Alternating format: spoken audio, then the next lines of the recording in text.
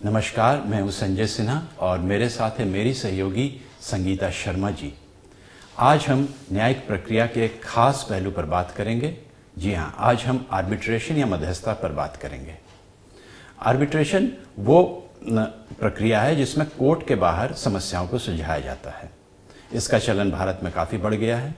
International arbitration भी आजकल काफ़ी प्रचलित है। इंटरनेशनल आर्बिट्रेशन में भारत एक इंटरनेशनल हब भी बन चुका है और विदेशी कंपनियां की समस्याएं यहां सुलझाई जा रही है। इस पर विस्तार से बात करने के लिए आज हमारे साथ हैं जस्टिस हेमंत गुप्ता जी। आप इंडिया इंटरनेशनल आर्बिट्रेशन सेंटर के चेयरपर्सन हैं और सुप्रीम कोर्ट के फॉर्मर जज भी हैं। तो आइए जस्टिस गुप्ता से बातचीत का सिलसिला शुरू करते हैं। सर, एपीएन और इंडिया लीगल में आपका स्वागत है।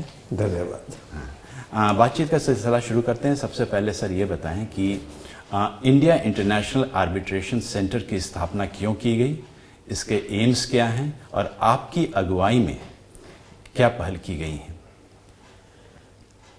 ऐसा है कि इंडिया में आर्बिट्रेशन बहुत देर से प्रचलित है, पर समहाउ और द अदर जो इसको रिकॉग्निशन और इम्पोर्टेंस मिलनी चाहिए नहीं मिल पाई अभी तक। 1995 में एक प्रयास किया गया, एक ऑर्गेनाइजेशन बनाई गई, सोसाइटी बनाई गई, उसका नाम था ICADR। उसी को गवर्नमेंट ने लैंड दिया और उस पे फिर बिल्डिंग कंस्ट्रक्शन के लिए 30 करोड़ रुपया दिया। बट लगभग 2019 तक सिर्फ 55 आर्बिट्रेशंस की गई। तो सरकार के विचार में आया कि ये पूरा एफर्ट जो है वो ठीक से नहीं हो रहा है, तो उन्होंने एक new Delhi international arbitration centre act 2019 बनाया। वो क्योंकि उसी नाम से, लगभग उसी नाम से दिल्ली हाई कोर्ट का एक आर्बिट्रेशन सेंटर चलता था, दिल्ली इंटरनेशनल आर्बिट्रेशन सेंटर, तो बाद में इसका नाम बदलकर इंडिया इंटरनेशनल आर्बिट्रेशन सेंटर किया गया। इस एक्ट को बनाते हुए एक ध्यान रखा गया कि this is going to be an institute of national importance और पूरी ऑटोनॉमी दी गई। एक बार मेंबर अपॉइंट हो जाए तो उनको जो प्रोसीजर सुप्रीम कोर्ट जज को रिमूव करने का है वही कर सकते हैं। इस कारण से गवर्नमेंट की डे टू डे एक्टिविटी में कोई इंटरफेरेंस नहीं है। Is considered to be autonomous, independent and to promote arbitration. Arbitration के लिए एक इंडिपेंडेंट बॉडी होना ज़रूरी है, एक क्रेडिबल बॉडी होना ज़रूरी है, एक एफिशिएंट होना ज़रूरी है। इस कारण से that is the motto, that is the object with which this center has been set up. Ease of doing business is India is trying to achieve, is to achieve that ultimate goal. India में बहुत problems हैं arbitration का। Generally 96 में arbitration and conciliation act बना। उसमें शुरू में chief justice of the high court and chief justice of supreme court in respect of international arbitration authorise किए गए टू अपॉइंट आर्बिट्रेटर। उसमें एक और क्लॉज थी कि chief justice of the high court और of the chief justice can nominate an institute, designate an institute also to do arbitration. पर बहुत देर तक नहीं कोई इंस्टीट्यूट ना थे ना नॉमिनेट हुए। 2019 में दोबारा अमेंडमेंट हुई, 2015 में अमेंडमेंट हुई, जो उन्होंने चीफ जस्टिस को सब्स्टिट्यूट कर दिया high court, chief justice of the high court की बजाय हाई कोर्ट कर दिया और chief justice of supreme court की जगह सुप्रीम कोर्ट कर दिया। और but institution were still authorised, could be designated by the chief justice. मेरे ध्यान में बहुत ज़्यादा इंस्टेंसेस नहीं हैं जब हाई कोर्ट्स ने या सुप्रीम कोर्ट ने एक डेजिग्नेट इंस्टीट्यूट को किया हो। अभी recently justice Chandrachud chief justice of India, उन्होंने एक मैटर में दिल्ली इंटरनेशनल आर्बिट्रेशन सेंटर को डेजिग्नेट किया टू नॉमिनेट एन आर्बिट्रेटर। मुझे बताते हैं कि पहले शायद मुंबई इंटरनेशनल आर्बिट्रेशन सेंटर को भी एक केस में डेजिग्नेट किया गया था, but examples are far and few. High courts का मुझे ध्यान नहीं है, मैं 3 हाई कोर्ट्स में रहा, पंजाब, बिहार, पटना एंड मध्य प्रदेश, तीनों में नहीं था। मैंने चीफ जस्टिस ने मुझे डेजिग्नेट किया था 2 बार to authorise to exercise power under section 11(6).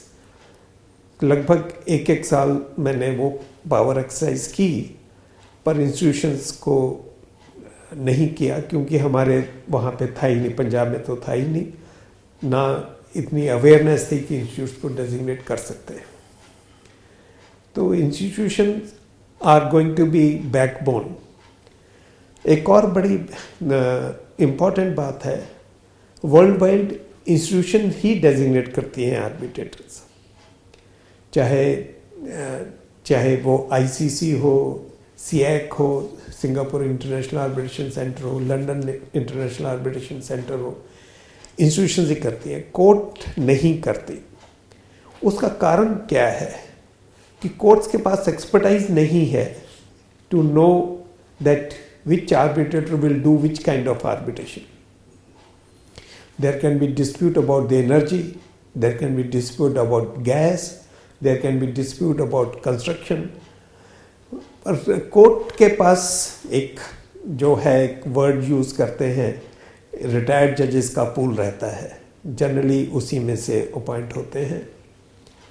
अभी chief justice of India justice Chandrachud ने दिल्ली आर्बिट्रेशन वीकेंड में के इनॉग्रल एड्रेस पे उन्होंने कहा, विच वाज क्वाइट एप्रोप्रिएट, कि ओल्ड बॉयज़ क्लब नहीं होना चाहिए। उनका जो कहने का अर्थ था old boys club, that is leading to the retired जजेस। हमारे जो हमने अभी तक रूल्स बनाए हैं इम्पैनलमेंट ऑफ आर्बिट्रेटर्स के, अभी गवर्नमेंट के पास पेंडिंग है टू नोटिफाई, उसमें हमने age group of arbitrators 35 to 75 रखा है। 35 means young lawyers who are willing to act as an arbitrator, we will impanel them. There can be young professionals, there can be young engineer, there can be young chartered accountant who is willing to don the role of arbitrator, can apply and will enroll them as an arbitrator on the panel of IIAC.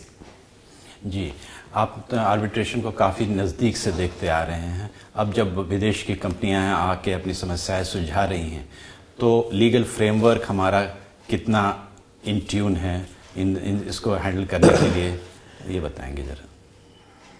India का बहुत विदेश की कंपनियों से joint venture भी होता है, agreement भी होती है, जॉइंट इंडिया गवर्नमेंट भी एग्रीमेंट करती है विदेशी कंपनियों से। पर मेरे एक्सपीरियंस में जितनी भी विदेशी कंपनियां जो इंडिया में डिस्प्यूट एग्रीमेंट करती हैं, वो डिस्प्यूट के लिए इंडिया सीट नहीं रखती।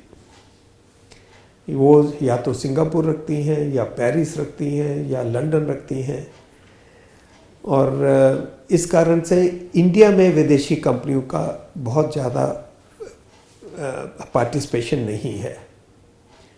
अभी ये भी हो गया है कि दोनों पार्टीज, अगर दो dispute has to be amongst 2 or more parties, अगर दोनों पार्टीज भी इंडियंस हैं, they can also say that will resolve over disputes by Singapore International Arbitration Center और London International Arbitration Center, वो valid agreement है।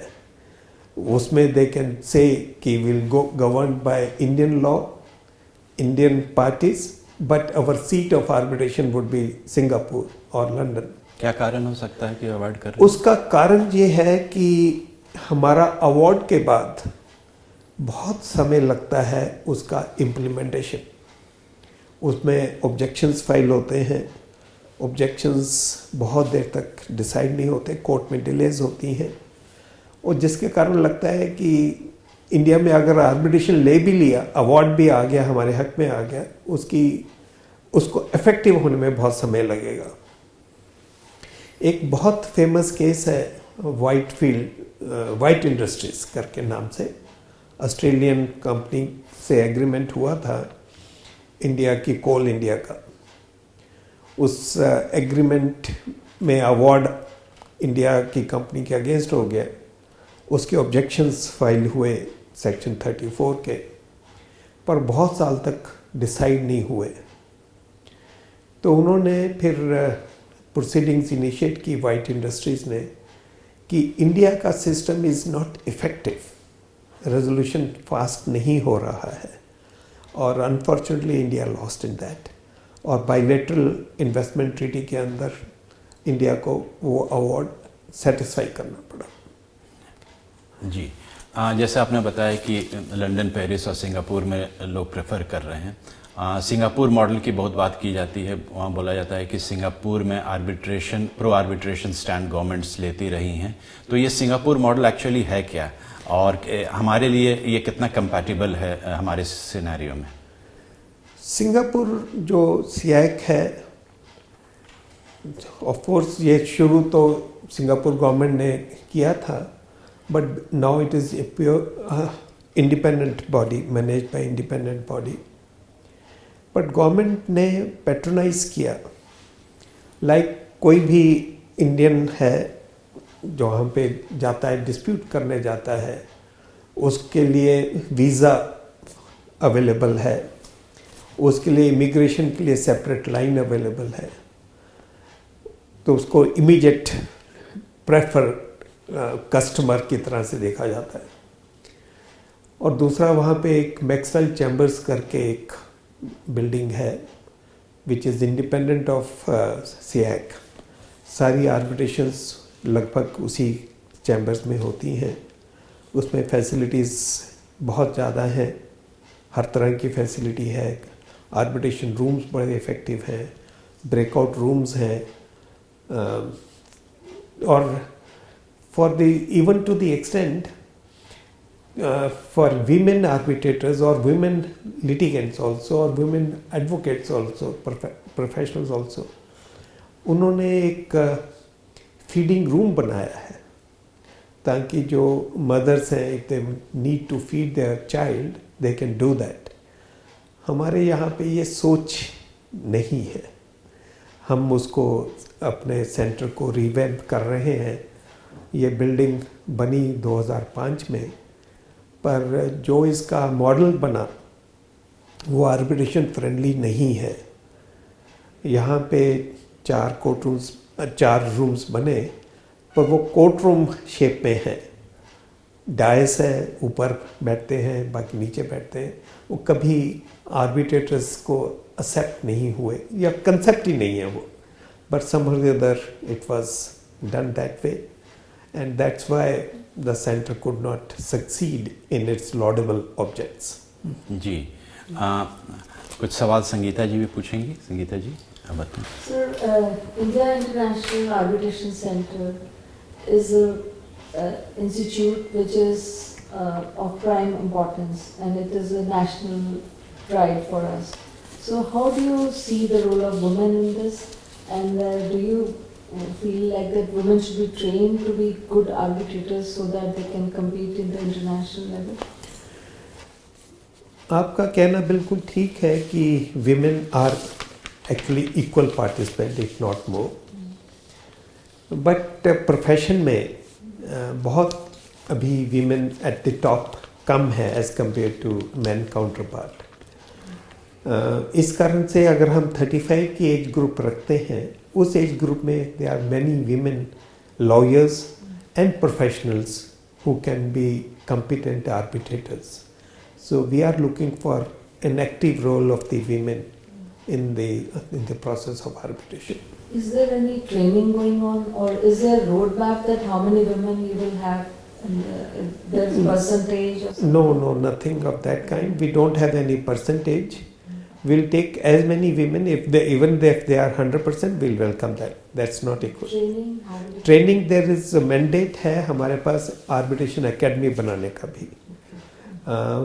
पर अभी हमारा जो फर्स्ट फेज में फर्स्ट प्रायोरिटीज कि आर्बिट्रेशन का एक रोड मैप बने, एक रूल्स बने हम, ताकि हम आर्बिट्रेशन शुरू कर पाए। अभी हम आर्बिट्रेशन शुरू नहीं कर पा रहे क्योंकि हमारे conduct of arbitration regulations final नहीं हुए। हमारी बहुत डिस्कशन हुई है, डिफरेंट एक्सपर्ट से हुई है, and possibly by next weekend will be able to have first draft for the opinion of other stakeholders. So how long do you think it will be ready and we'll be able to have the first international arbitration? No, it's something which I can't say कि कब कोई dispute हो और कब हमारे पास आए। Ready कब तक हो जाएगा सेंटर? सेंटर की तो बिल्डिंग में समय लगेगा, पर हमने बीच में डिसाइड किया है will enter into arrangement with the hotels जहाँ पे बिजनेस सेंटर्स होते हैं, उसमें हमें वो जगह दे दें। जगह इन द सेंस जब हमें ज़रूरत पड़े तो हमें टैरिफ रेंटल पे मिल जाए, उसमें फैसिलिटी एक लॉन्च की हो, ब्रेकआउट रूम हो, तो हम एक कर देंगे। वो हम अरेंजमेंट हमने कल हमारी मीटिंग थी, वो हमने अप्रूव कर दिया है, and soon we are going to have understanding with the hotels providing arbitration facilities to us.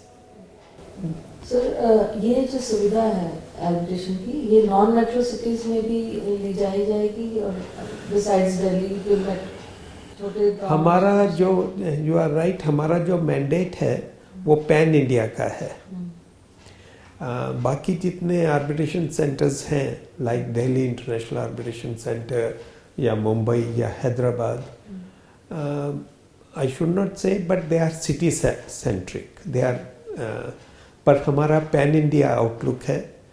But once we are geared up for taking up the assignment in a big way, we are ready.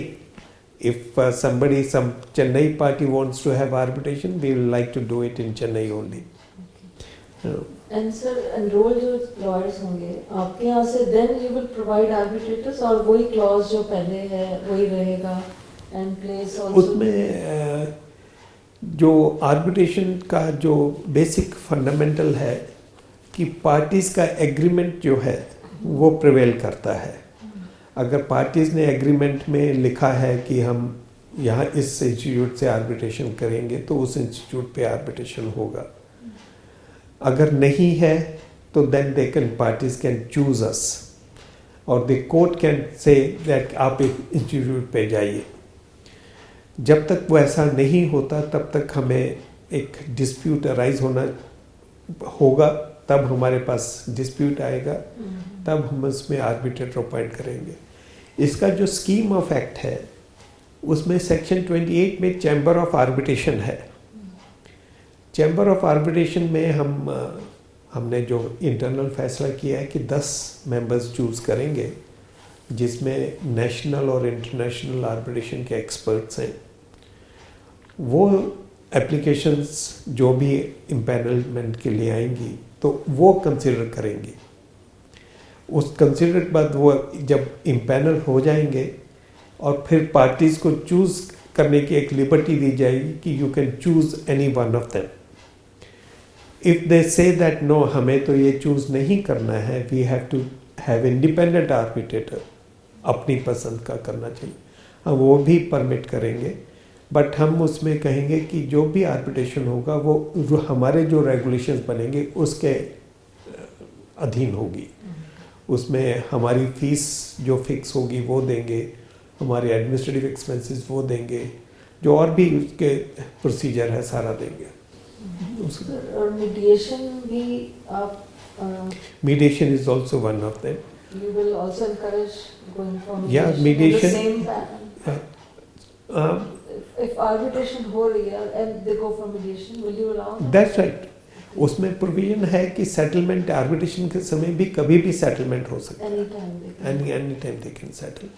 And settlement के लिए अगर arbitrator can mediate, that's good enough. Otherwise will possibly मैंने ज़्यादा इस पे विचार नहीं किया है कि मीडिएटर्स सेपरेटली रखने चाहिए या नहीं रखने चाहिए. ये अभी हम सेंटर में विचार करेंगे. अभी हमारा फोकस जो है कि आर्बिट्रेशन को स्ट्रीमलाइन करें, उसके लिए हम we should be ready, we should start working on that.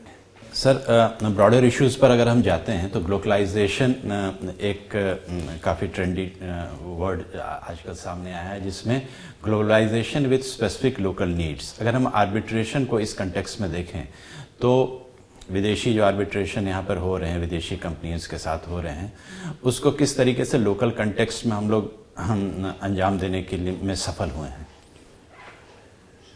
You know, international companies जब हमारे साथ डिस्प्यूट होगा, इंडियन कंपनी के साथ डिस्प्यूट होगा, so it has to be decided at first the terms of the agreement. जब मैंने पहले कहा कि ज़्यादातर टर्म्स में उन्होंने इंडिया सीट ऑफ आर्बिट्रेशन नहीं रखा हुआ. हमें तो पहला ये करना है कि इंडिया सीट ऑफ आर्बिट्रेशन हो. उसके लिए हमें सेक्शन 34 प्रोसीजर को थोड़ा स्ट्रीमलाइन करना चाहिए. उसकी अपील्स डिसाइड जल्दी हो. ये सब एक प्रायोरिटी फैक्टर है. डिस्प्यूट के बाद लोकलाइजेशन थोड़ा मुश्किल है. डिस्प्यूट से पहले लोकलाइजेशन हो सकता है कि ग्लोबल कंपनीज आए और उसको लोकल प्रोडक्ट मैन्युफैक्चर करें, लोकली करें. सो that is a motive which is pre dispute. Post dispute is all together different scenario. कानून में कोई बदलाव की आप बात देखते हैं? अगर हम इंटरनेशनल स्टैंडर्ड्स की बात करें, दूसरे देशों में जिस तरीके के आर्बिट्रेशन लॉज हैं जिससे अट्रैक्ट हो रहे हैं विदेशी कंपनियां वहाँ, तो इंडिया में कुछ लॉज की उस तरीके की कुछ कमियां हैं, क्लॉजेज में कुछ कमियां हैं जिसको दूर किया जा सकता है? एक पब्लिक पॉलिसी वाला बहुत डिबेटेबल इशू है. What is fundamental policy of public issue. But laws apart, हमारी कोर्ट्स में unfortunately delay goes with courts. That is a factor which we have to keep in mind. But in respect of international disputes, we can't take that risk. We can't take that risk. The courts have to be aware of this fact. अभी मैंने कहा था white industries के case में, because of delay, the government of India had to suffer to satisfy the award passed against in favor of white industries. Courts का delay is a big challenge. We need to address to that. Delay पर ये बात याद आएगी कि जैसे rules में है कि 6 months की प्लीडिंग होती है, उसके बाद 12 महीने के बाद आपके अवार्ड्स आ जाने चाहिए. मगर वर्ल्ड बैंक की हालिया जो रिपोर्ट आई है उसमें एक एवरेज औसतन जो टाइम पीरियड दिया गया है वो 1445 दिन में आपकी प्रक्रिया पूरी हो रही है डिस्प्यूट रिजोल्यूशन की, और 31% क्लेम वैल्यू का कॉस्ट उसमें आ जा रहा है. मतलब टाइम एंड कॉस्ट ओवररन्स हो रहे हैं. तो जो बेसिक एम है आर्बिट्रेशन का कि टाइम पीरियड में कॉस्ट इफेक्टिव वे में किया जाए, वो इंडिया में अभी तक हो नहीं पा रहा है. तो इसको कैसे स्ट्रीमलाइन किया जाए? इसका सबसे बड़ा कारण जो है, इंडिया में एडहॉक आर्बिट्रेशन है. कोर्ट अपॉइंट करती है आर्बिट्रेटर, और that arbitrator is free to choose his procedure. और बहुत बार ये मैटर कोर्ट में भी आया कि आर्बिट्रेटर्स का फ़ी बहुत सब्सटेंशियल हो गया. अभी एफकॉन का जजमेंट आया सुप्रीम कोर्ट का.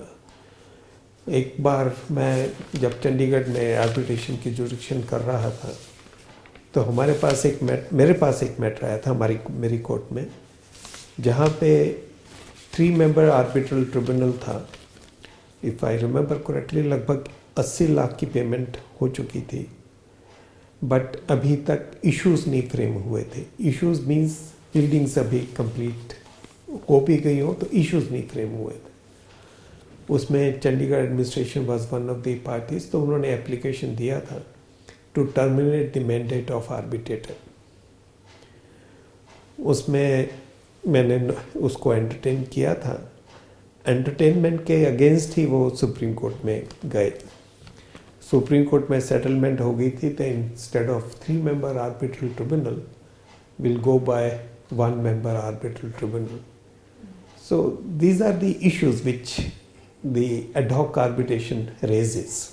जी, अगर हम इंडियन कॉन्टेक्स्ट में बात करें, जो जुडिशियल आउटरीच होती है नालसा की, है ना, उसमें आप चेयरपर्सन भी रह चुके हैं, आप पंजाब हरियाणा हाई कोर्ट में जब जज थे, तो उस दौरान आप कितना आर्बिट्रेशन होता था इस तरीके के जुडिशियल आउटरीच नालसा के स्टेट, और अब कितना हो रहा है? क्या उसको बढ़ावा दिया जा सकता है ज़्यादा?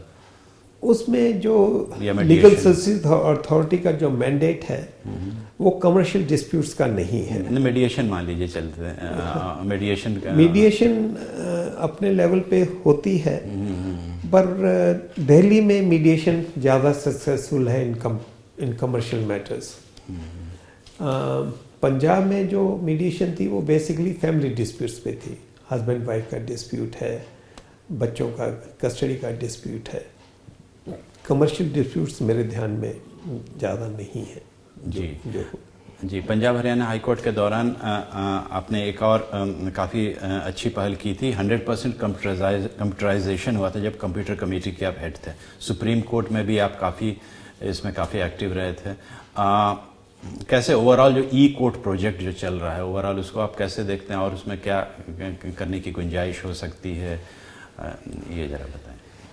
E-courts is very good initiative which was taken by the Supreme Court under the guidance of the Supreme Court and with the financial assistance from Government of India. But इसमें participating contribution from the states थी। कुछ states ने contribute नहीं किया, कुछ ने contribute किया। हमारे पंजाब हरियाणा में फॉर्चुनेटली कंट्रीब्यूट किया उन्होंने। जब भी हम डिमांड करते थे किसी तरह की भी, वो पूरी करते थे।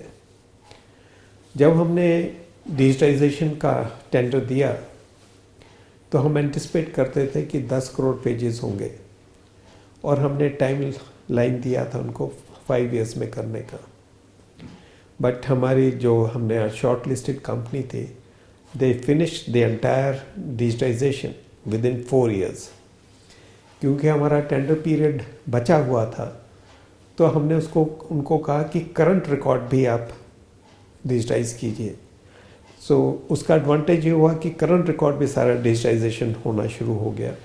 उसमें एक बेनिफिट लिटिगेंट को था। एक बेनिफिट हमने जो दिया, जब तक जो यूज़र को बेनिफिट ना मिले कि क्या है, उसको डिजिटाइजेशन का अदरवाइज डायरेक्टली बेनिफिट नहीं मिलता, तो हमने नोटिसेस जो कहे थे कि आप सॉफ्ट कॉपी देंगे, ऑर्डर की कॉपी सॉफ्ट कॉपी रिकॉर्ड से मिलेगी। उसमें एक और हमने फैसिलिटी दी कि अगर कोई पार्टी उस पेपर बुक को डाउनलोड करना चाहती है तो वो इलेक्ट्रॉनिक अपीयरेंस देगी और उसको डाउनलोड कर देंगे। हमारे हाई कोर्ट में एक बड़ी प्रॉब्लम थी, सर्टिफाइड कॉपीज़ बहुत दिनों तक नहीं मिलती थी, considerable time. Because of digitization we could supply copy on the same day. आज अगर जज ने साइन किया तो शाम तक कॉपी मिल जाएगी। तो उसमें पहले था urgent, express, immediate, different level of payment करते थे, वो सब ख़त्म हो गई। सब ऑर्डनरी करते थे, ऑर्डनरी मिलती थी, सेम डे मिलती थी। So that is the advantage of digitisation हुआ। कॉपीज़ हमने जब लोगों को डाउनलोड की, तो मुझे एक लॉयर ने बताया कि एक केस फ्राइडे को नोटिस हुआ मंडे के लिए, और शायद गुवाहाटी की पार्टी थी। तो लॉयर ने डाउनलोड की पेपर बुक और गुवाहाटी भेजी। अगले दिन उसका रिप्लाई आ गया, और मंडे को रिप्लाई फाइल भी हो गया। Friday to Monday, Saturday and Sunday, अगर ऑर्डिनरी प्रोसेस में वो तो 15 दिन तक तो निकलेगा ही नहीं, समन ही नहीं निकलेगा। But because of that digitisation, paper book available on record, the reply could be filed immediately.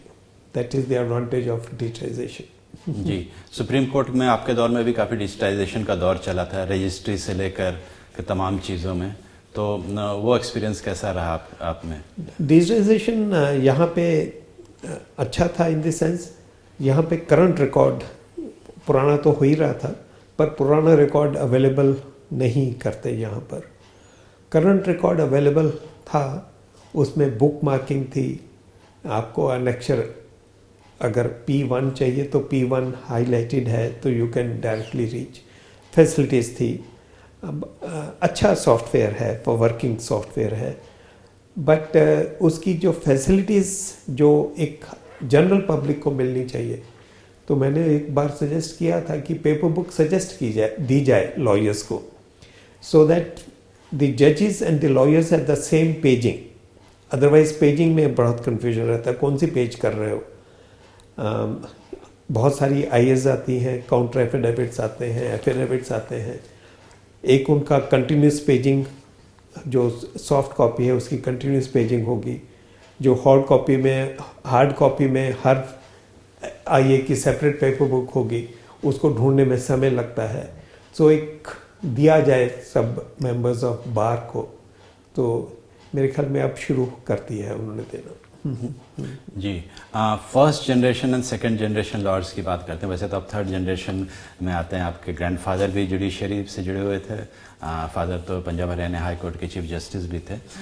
मगर एक हैरान करने वाली बात यह है कि आपने अपने फादर के ऑफिशियल रेजिडेंस को अपना दफ्तर बनाने से इनकार कर दिया था जब आप शुरुआत कर रहे थे अपने पेशे को, दूसरे जगह जाके प्रैक्टिस की। तो नॉर्मली क्या होता है कि एक फादर के जो ऑफिशियल बेनिफिट्स रहते हैं वो सन को मिल जाता है, जुडिशरी में फ़ायदा भी होता है। फर्स्ट जनरेशन लॉयर्स इससे काफ़ी परेशान रहते हैं कि कैसे फुट होल्ड करें। आपने तो एक नई चलन शुरू की, तो इसके बारे में बताएं।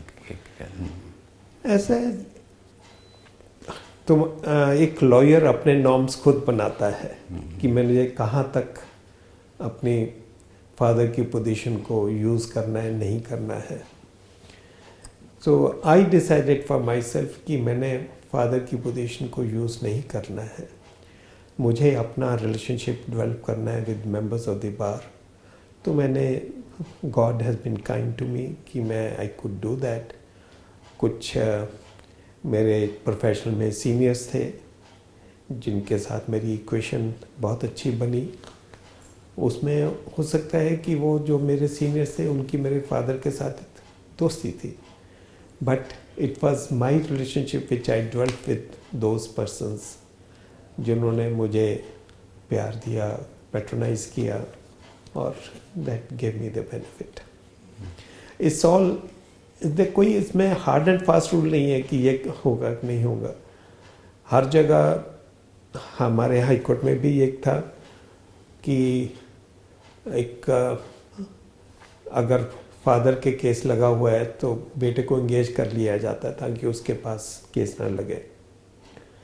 ऐसा मेरे साथ भी हुआ। एक बार एक वकील साहब आए थे, पिताजी जज थे, तो उनकी कोर्ट में लगना था। वे भी इट मस्ट बी 87-88 में। तो उन वकील साहब ने मुझे कहा कि हम आपको 40,000 रुपया फीस देते हैं, इससे ज़्यादा भी अगर हम मांगेंगे तो देंगे। मैंने कहा मुझे केस नहीं करना है। कहते कि आप वकील हैं तो केस क्यों नहीं करना है, आपका तो काम है फेस करना।